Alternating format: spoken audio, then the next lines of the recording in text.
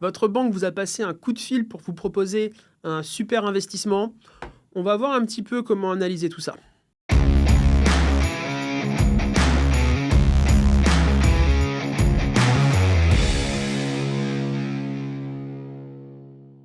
Alors, votre banque, votre conseiller vous appelle pour vous proposer un super plan.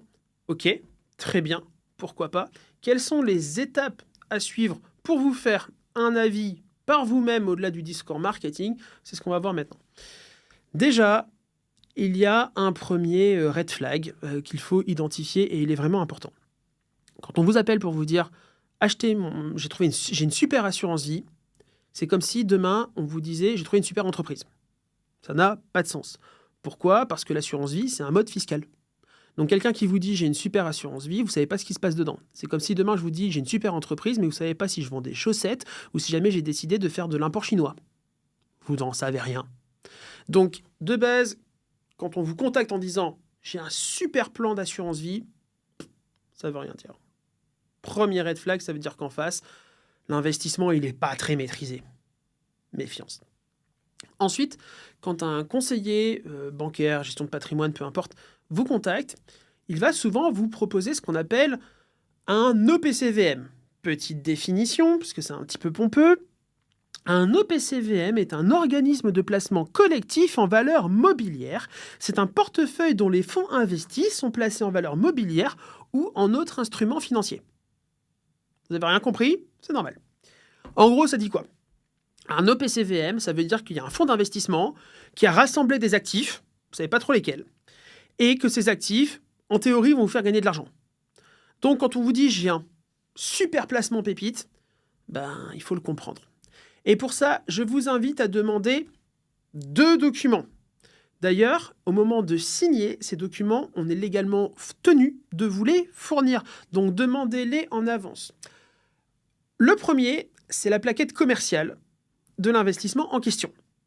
Voilà. Donc, c'est un document marketing qui va être assez joli, du moins aussi joli qu'on peut le faire dans un domaine aussi institutionnel, à peu près lisible, qui va vous dire, voilà, l'investissement, c'est à peu près ça, voici à peu près ce que ça vous coûtera en frais, voici l'espérance de gain, et voici le risque que vous prenez, pour faire simple. Bon, c'est bien, ça vous permet d'avoir une première idée, ce document marketing. Ensuite, vous demandez le deuxième document qui est le DIC, document d'information clé. C'est le document marketing, mais sans la petite couche de vernis marketing. Là, le DIC, il doit vous donner la vraie vie de cet investissement. Depuis combien de temps il existe, ses rendements historiques, légalement, c'est au moins 5 ans. Et si jamais on vous donne moins, c'est que l'investissement est plus récent que ça. L'espérance de gain, avec des profils, des espérances neutres, optimistes, pessimistes, le risque que vous prenez, les profils à qui ça s'adresse, regardez quand même, il s'est fait pour vous, la commission que va toucher celui qui vous le vend, tout simplement, et l'horizon de temps. Cet investissement, il est fait pour être fait au moins, selon nous, sur 5 ans, 10 ans, 20 ans, peu importe. Donc, demandez ces documents-là. Bon, je vous préviens, le DIC, c'est chiant. C'est chiant. C'est super chiant à lire, même quand tu es professionnel du métier, c'est chiant à lire. Par contre, c'est celui-là qui vous expliquera vraiment comment fonctionnera votre investissement. C'est un document qui est légalement obligatoire. En France, c'est un document qui est chapeauté par l'AMF, par l'autorité des marchés financiers. Mais c'est pareil dans toute l'Europe. Il y a des équivalents dans chaque pays. Donc, c'est vraiment ce que vous devez demander. Et c'est là, en creusant le DIC, que vous allez vous rendre compte parfois de choses complètement lunaires. On va se rendre compte, comme ça, qu'en fait, on va investir dans des EPCVM, donc des fonds actifs. Les fonds actifs, ça veut dire que l'entreprise de gestion de fonds va avoir des partis pris sur ses placements. Et vous allez voir les vraies commissions. Et en plus, vous allez voir que parfois, il y a des choses où il ne faut pas aller. Genre, on a des fonds actifs, de fonds actifs. Et vous allez me dire, mais c'est quoi l'intérêt? Je n'en sais rien. Je n'en sais rien, mais ça existe. Donc, on a des fonds actifs qui ont composé des fonds d'investissement composés eux-mêmes par d'autres fonds actifs. Donc, commission. Pourquoi est-ce que je dois avoir des trucs composés? Pourquoi est-ce que je peux aller directement au fonds actif initial? C'est l'enfer. Le pire que j'ai vu, c'est des fonds actifs composés de fonds actifs qui eux-mêmes sont composés d'ETF. Je vous rappelle que l'ETF, vous pouvez le faire par vous-même. Voilà.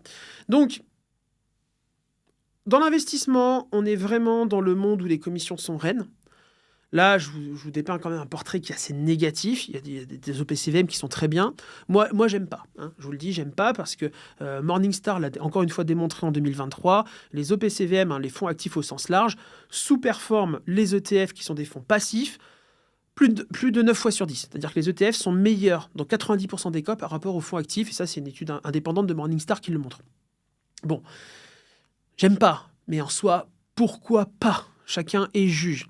Par contre, soyez vraiment vigilants quand vous investissez par vos banques, par vos conseillers en gestion de patrimoine, pour voir que derrière, c'est pas un truc nébuleux, quoi. Il faut que vous soyez capable, en lisant le DIC, de comprendre l'investissement. Si jamais vous ne le comprenez pas, aussi chiant que ce soit à lire le DIC, si jamais vous ne le comprenez pas, cet investissement n'est pas fait pour vous.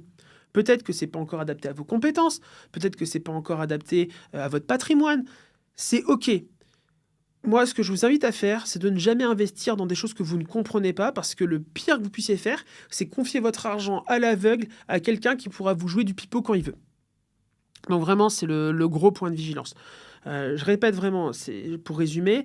Petit 1, est-ce que les gens vous parlent vraiment au téléphone ou en agence, peu importe, d'un vrai investissement et pas c'est une assurance vie, alors qu'en fait l'assurance vie n'est pas un investissement, c'est un mode fiscal. Et ensuite, est-ce que l'investissement, vous êtes capable de le comprendre en demandant la plaquette commerciale et le DIC. Souvent, les conseillers commerciaux en produits d'investissement vont un petit peu rechigner pour vous envoyer ces documents-là par email, par exemple. Ils préféreront vous les donner en entretien parce que oui, mais je vais vous les expliquer, ceci, cela. Non, gars, calme-toi. Je viens donner du temps en entretien, tu m'envoies les documents à l'avance, comme ça l'entretien sera efficace et je pourrai poser mes questions, plutôt que tu me sortes ton discours commercial alors que finalement je ne suis pas prêt à l'écouter parce que tout simplement je ne connais pas le sujet. Donc demandez vos documents, les documents en avance, ça vous permettra de vous faire un avis et de venir en étant préparé, comme ça vous serez un petit peu moins sensible au discours marketing et de vente. Non pas que la vente soit un problème, c'est juste qu'elle doit être faite correctement. Si ce genre de sujet vous intéresse pour être capable d'analyser un investissement, il y a la newsletter Docteur Patrimoine, dedans je le fais régulièrement, ça vous permet de voir un petit peu comment ça fonctionne. Et vous, du coup, c'est des méthodes que vous pouvez reproduire. Je peux en faire des tutoriels, pareil, si vous me le demandez par email. Comme ça, vous avez de quoi faire votre avis et vous pouvez progresser et surtout ne pas investir à l'aveugle.